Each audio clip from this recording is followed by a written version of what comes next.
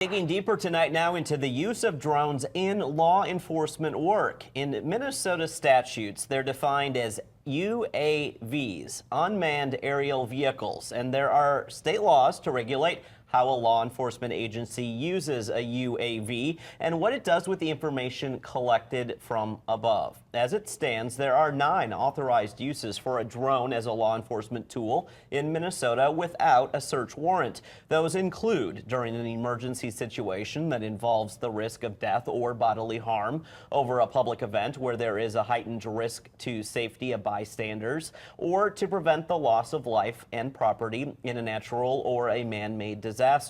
UAVs can also be used to conduct a threat assessment of a specific event or to collect information from a public area if there is reasonable suspicion of criminal activity. A couple of limitations here we want to point out on use here. The statute states law enforcement cannot deploy drones with facial recognition or other biometric matching technology unless authorized by a warrant, and drones cannot be used similarly to collect data on public protests or demonstrations unless a warrant is authorized in that case. As for drone data collected by law enforcement, there are specific documentation requirements for each deployment. The data is considered classified, meaning it is generally not public information, although there are some exceptions.